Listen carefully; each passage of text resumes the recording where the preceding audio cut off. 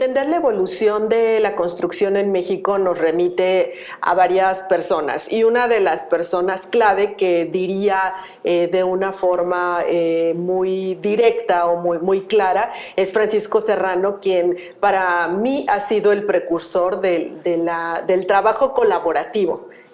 Francisco, y creo que ese es uno de los elementos importantes que han permitido que haya trabajado de la mano para muchos proyectos y con distintos arquitectos.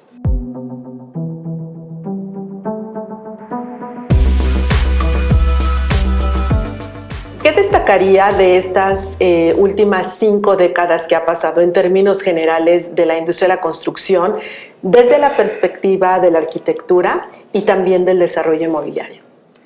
Mira, yo creo que hay varias cosas. Primero, un poco para ubicar a la gente. Yo empiezo a trabajar sin estar recibido en el 57. Me recibo en el 60, que ya son muchos años. Vamos a cumplir 60 años. Tú me hablas de los últimos 50. Entonces yo te diría que hay varias cosas que son fundamentales en el desarrollo del país y concretamente de esta ciudad en esos años. Principalmente voy a señalarte ahorita lo que yo creo que es fundamental. En la primera época que me preguntas es fines de los 60. Entonces todo el movimiento de 68 fue trascendental. Estoy hablando de la arquitectura, no de la política, ¿no? Porque los que éramos jóvenes y que estábamos en esa edad, participamos en un evento que fue no muy conocido, pero sí para muchas cosas sirvió para difundir y hablar de otra postura de los que éramos jóvenes entonces. Es un encuentro que se hizo en la Olimpiada Cultural y ese encuentro se llamaba Jóvenes Arquitectos del Mundo, al cual asistieron como de 120 países o lo que sea. Yo tuve la fortuna de que mis colegas de ese evento me eligieran para representar a México. Entonces ahí lo que se vio muy claro es que la arquitectura tenía una función adicional a la que era lo normal. Lo normal era que hiciéramos casas, pero que además teníamos la obligación de servir a una comunidad más amplia, cosa que todos teníamos en la cabeza, ¿no? En los 70s, que es cuando empezamos con esa década que tú hablas, es cuando viene el gran cambio de lo que yo había hecho previamente con mi padre, principalmente, y con el arquitecto Nava, pero principalmente con mi padre. Hicimos varios edificios que fueron claves en el desarrollo de la Condesa. Uno es donde actualmente está mi despacho, que era un edificio que fue el primero que hice con mi padre en los 60, en 1962, que me dio un nombre distinto junto con mi papá. Mi papá era muy famoso, muy conocido, pero era bastante mayor que yo.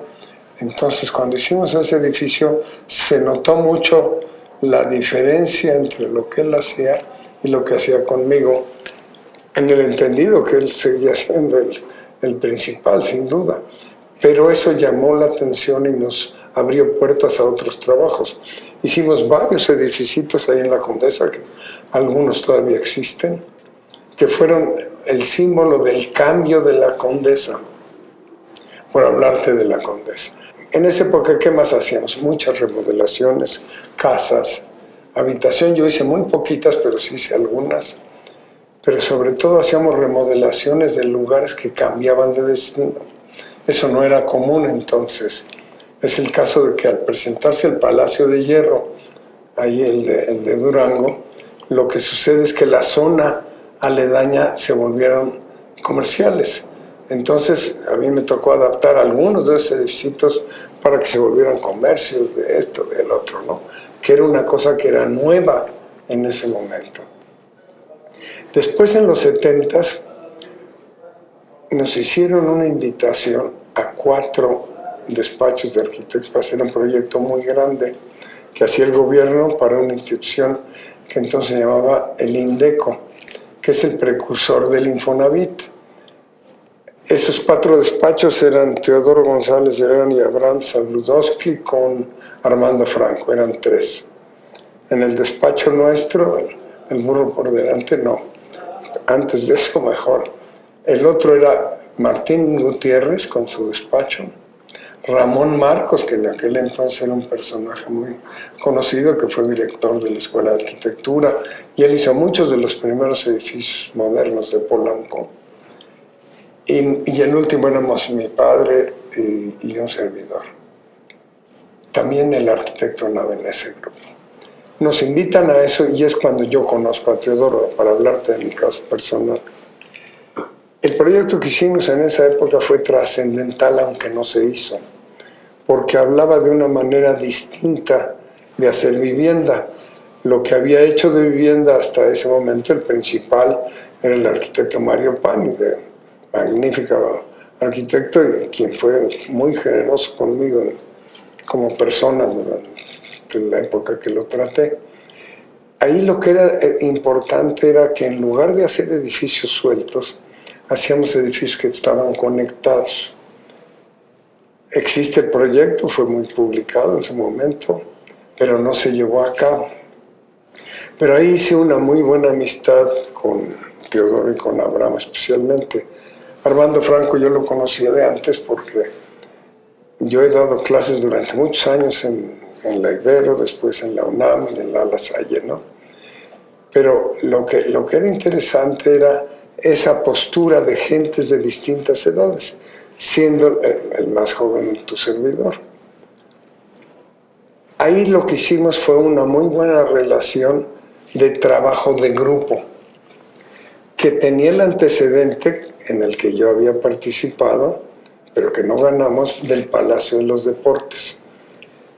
Por eso te hablaba yo de la época del 68. En ese Palacio de los Deportes, perdón que te lo haga salteado, ahí participamos mi papá, no, creo que nada más mi papá, un servidor, y el arquitecto Pineda, que era alguien que era colaborador de mi padre, que fue una gente también muy conocida, para el concurso del Palacio de los Deportes que ganó Peirí con Candela. Entonces, de esa época también ya nos hicimos conocidos y la apuesta o la razón que nos invitaron, entre muchas cosas, era el historial de mi padre y ese edificio pequeñito de Nuevo León. Bueno, viene después de esto un trato con Teodoro y con Abraham, en que me invitan a hacer la Embajada de México en Brasilia. Ese también es un parteaguas en mi carrera particular, que me abre otro mundo, ¿no? Como tú quizás sepas, en esa época, un poco para cambiar la postura de gobierno, querían invitar gente joven a los trabajos. A los que invitan a hacer esa embajada originalmente es a Teodoro y Abraham.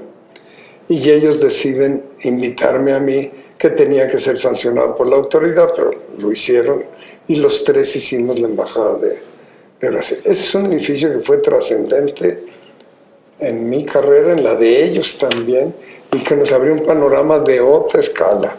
Fue la primera vez que nos publicó una revista internacional, etcétera, ¿no? Pero regresando a México, en esa época, después de esto, se deshace el INDECO y se deshace lo que era el Instituto de la Vivienda y se forma el Infonavit.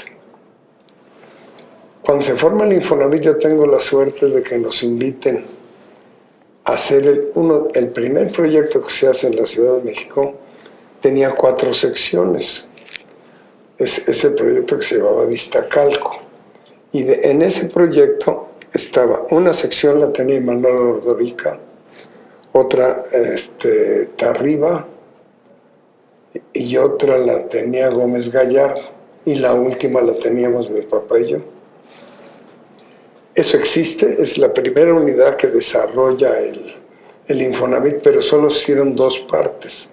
La parte que hacía Imanol, que se llamaba la sección 1, y la sección 4, que fue la que hicimos nosotros, que todavía existe, maltratado o no, que tenía muchas cosas de adelanto. Primero, agua tratada. Tenía un gran espacio abierto con un parque, un lago, y una serie de servicios que hacían que la unidad habitacional tuviera uso mixto, que eso era no lo adecuado para las reglas en las que entonces se quería clasificar en las ciudades, aquí se trabaja, aquí se vive, etcétera, ¿no? Entonces, en este conjunto propusimos los edificios lineales que habíamos propuesto también originalmente allá en Fuentes Brotantes, y se hicieron una combinación de edificios con casas triplex, dúplex y unifamiliares. Esto no era común, o se hacía todo en edificios o se hacía todo en casitas. Nosotros pensamos, y esa fue nuestra propuesta, que la composición familiar y muchas otras cosas debían ser distintas. Y en las dos cabeceras del terreno, que era un terreno, no sé, como de 40 hectáreas, era muy grande, la cabecera que daba a Río Churubusco tiene parte comercial, etcétera, y la cabecera que daba a lo que es del Paso Troncoso, que no existía, pero que se planeó en aquella época que existiría, es a donde está la escuela. Es una escuela muy grande del Distrito Federal, que tenía, si no estoy mal, tenía primaria, secundaria y no sé si vocacional, pero te puedo mentir, ¿no? Nosotros hicimos solo lo que era vivienda, ni la parte comercial ni la otra. Este fue trascendental porque abrió la pauta de una manera distinta de hacer la vivienda. No solo por lo que hacemos nosotros, sino cuando nosotros estamos a la mitad de la obra de Iztacalco, es cuando se hace lo que es el Rosario. Otra unidad de vivienda que fue trascendental, en la que invitaron a los grandes arquitectos de entonces. El que hacía el conjunto era Ricardo Legorreta, ¿no? Y él hacía una parte de la vivienda. Y los otros invitados eran Augusto Álvarez, Enrique Carral, Pedro Ramírez Vázquez con Rafael Mijares, y no me acuerdo quiénes más, ¿no? Pero que eran los que tenían mucho nombre. Y al único que no estaba metido en eso, que era de mucho nombre entonces, era Juan Sordo Madaleno, y tampoco, curiosamente, estaba Ramón Marcos. Pero bueno, eso es un poco para explicarte el cómo este es el mundo, te estoy hablando, del desarrollo de la vivienda en relación con la ciudad. Al mismo tiempo, la ciudad creció. Como tú sabes, era regente entonces Uruchurtu, y cerró el desarrollo de la Ciudad de México. Dijo, aquí no se va a hacer más. Y fue cuando surge, había surgido un poquito antes, Ciudad Satélite. Ciudad Satélite al principio no tiene el éxito que después tiene. Pero cuando viene ese cierre de que ya aquí ya no se va a poder hacer más, crece todo lo que nos liga ahora a la gran metrópoli. O sea, crece todo el Estado de México principalmente. De hecho, cuando se hace Satélite, la carretera que unía, digamos, Ciudad Satélite, que era la salida no para Querétaro, todavía eso no existía, sino para la zona que te podías ir a las pirámides, y por el otro lado, que no era Pachuca, era una carreterita de 2 carriles, ida y vuelta. Ahí a nosotros nos tocó hacer antes un motel de unas clientes de mi padre, pero bueno. Y esto explicaba esa fuerza que estas unidades de aquí, de alguna manera, albergaron a muchísima gente. El Infonavit tuvo otra virtud, a mi juicio, fundamental. La encabezaba Jesús Silva Gerso, quien por cierto fue un personaje en mi vida personal y en el mundo de esto fundamental, porque él abrió la vivienda a lo que consideró un grupo que eran los arquitectos no solo reconocidos, sino, entre comillas, promesas que podían hacer que eso cambiara, que cambiara la manera de muchas cosas, ¿no? El que encabezaba esto de parte de los arquitectos dentro del Infonavit, el arquitecto Eduardo Rincón Gallardo, quien después invita a 2 gentes que fueron muy trascendentes en eso, que eran Mario Shetland, que era el jovencito que hablaba ya de diseño urbano, cosa que nosotros también hablábamos ya de eso, que eso no se hablaba mucho entonces, y invitan también que ahorita se me ve el nombre, a Chema, José María Gutiérrez, Perdón, mi memoria no es lo que debe ser, ¿no? Entonces se hace un grupo que se difundía, y cuando Ricardo hace todo aquello, había un producto que nosotros hicimos que fue muy bienvenido por las gentes, que eran unos edificios triplex.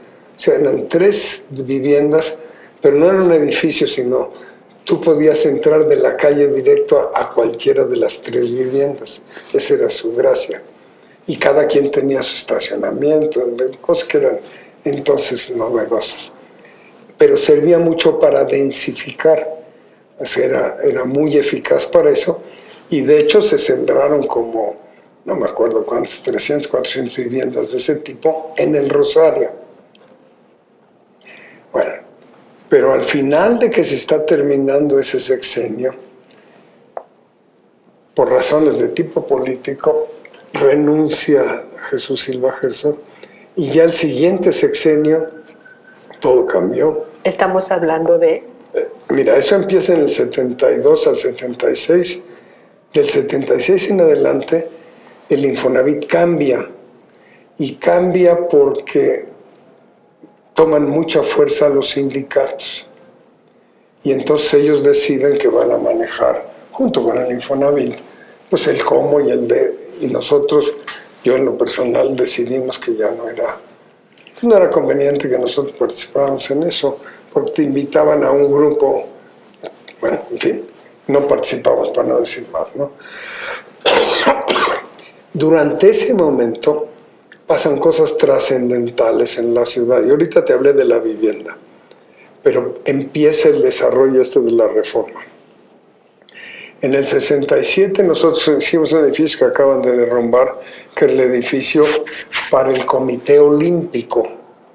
Ahí estuvieron las oficinas del Comité Olímpico y después lo tomó Aeroméxico, hasta hace poco que lo tiraron. El que está aquí atrás. El que estaba aquí juntito a esto, ¿no? En ese mismo tiempo hace Augusto Álvarez el edificio donde ahora está la cosa de la policía, que era el edificio Yay Sur. Estos 2 edificios, que había otro que ahorita te menciono, que era trascendental, tenían un límite de máximo 70 metros de altura, que era mucho para la reforma, pero todavía nuestra cultura lo que pedía eran oficinas pequeñitas, oficinas que pudieran dividirse. Nuestra propuesta en lo que era la de el Comité Olímpico es que originalmente era un edificio que era un condominio. Mi papá impulsó mucho el condominio en México, que se apestó al principio porque hubo cosas que no eran adecuadas, pero bueno. Y lo que nosotros hicimos de ese edificio se llamaba Condominios y Servicios. Cuando lo vio Pedro, le habló a mi papá, a quien respetaba mucho, le dijo: oiga, maestro, sé que están haciendo ustedes ese edificio, ¿por qué no me conectan con los dueños y yo lo rento para todo lo de las Olimpiadas, y que ustedes nos hagan el favor de darle esa presencia, ¿no? Pero obviamente se hicieron los tratos, nosotros no participamos en eso, pero sucedió. Fue un edificio muy símbolo en muchas cosas. Por ahí hay muchas publicaciones donde sale el México 68 en los pisos, en las de estas. Ahí hicieron exposiciones, ahí teníamos las juntas de los grandes eventos culturales, etcétera, ¿no? Al mismo tiempo hace Augusto, te digo, el edificio Yay Sur. Ese era un edificio de cédulas hipotecarias, que era un banco importante entonces, pero cuyos pisos eran de 300 metros, 400 metros. El de nosotros, que ya era muy grande, creo que tenía 450. La siguiente etapa, mucho después, cuando se firma el TLC, lo que piden son oficinas grandes que no había. Pero eso es para que entiendas un desarrollo que viene después, pero que se liga con esto. Y al mismo tiempo se hacen los edificios. Hay uno singularísimo que hizo Juan Sordo, que era el edificio de la Fragua con las Artes, ahora caso, ¿no? Y que en lugar de hacerlo como era el terreno, que era una esquina, que solo la esquina tocaba Reforma, lo pone en diagonal y tiene frente a Reforma. Ese fue trascendental en el desarrollo de la Reforma. junto con otro edificio trascendental que fue el del CREMI. El CREMI es el crédito hipotecario, un edificio que hacen Ricardo Robina y Jaime Ortiz Monasterio, que en su momento causó una revolución porque tenían los cristales muy grandes, tenía unas placas de mármol muy café, grandes. ¿no?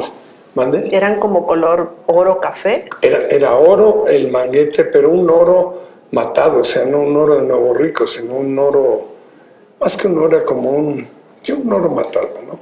Pero sobre todo eran oficinas muy dignas. Y en la parte superior, don Raúl Valleres tenía sus oficinas que tenían un jardín. Eso yo creo que fue muy importante y al mismo tiempo se hacen las ampliaciones de los bancos en el centro, que es la ampliación que hacen por un lado el Banco Nacional de México en su edificio que luego se maltrata y arreglan Teodoro y Abraham, pero el que está en Isabel la Católica, pero le hacen una ampliación moderna. Y lo mismo pasa con Bancomer, que estaba en donde está la Plaza del Colegio de Niñas, ahí en Bolívar. Son dos edificios que son trascendentales, junto con otro que hace Ramón Marcos, en la esquina es Isabel la Católica, Venustiano Carranza, y no sé cuál es la otra, ¿no? Un edificio que después se daña y lo recortan, pero que fueron trascendentales porque hablaban de un lenguaje distinto que la gente aceptaba y que entraba muy en consonancia con lo que sucedía en el mundo. Hay que hacer la aclaración, que aunque a mí me tocó ya muy poquito de eso, que Ciudad Universitaria fue la gran machincuepa en la arquitectura de este país, ¿no? Primero porque fue trabajos de grupo. Ningún edificio lo hizo un arquitecto, sino lo hacían, por ejemplo, lo que hace en ingeniería mi papá, lo hace con Luis MacGregor y con Pineda. A mí me toca hacer de los primeros trabajos que hice públicos, sobre todo en la UNAM, hago la ampliación con mi papá y con Pineda y con MacGregor y Nava, de lo que es la escuela de iniciación, donde están los frontones, que todavía existen. Y recientemente le acabamos de hacer una ampliación también, pero bueno, me estoy brincando mucho porque todos los elementos se ligan. Pero siguiendo con esa época, era trascendental otra calle que es lo que es donde está el Monumento a la Madre, donde se hacen varios edificios. Dos de ellos los hacen Ricardo Robín y Jaime, que eran altos y que tenían condiciones muy distintas de habitabilidad, por ejemplo. Hacia Reforma, ¿no? Hay un edificio que era un hotel Quisopani, donde luego estuvo la Secretaría, y aquí después vienen estos que ya hasta no eran muy modificados, pero fueron trascendentales porque, por ejemplo, tenían maneras distintas de abrir la ventana. Tenían en otro edificio que hacen, que es cuando viene la zona rosa. La zona rosa empieza en los 50, ¿no? Pero se seguía trabajando.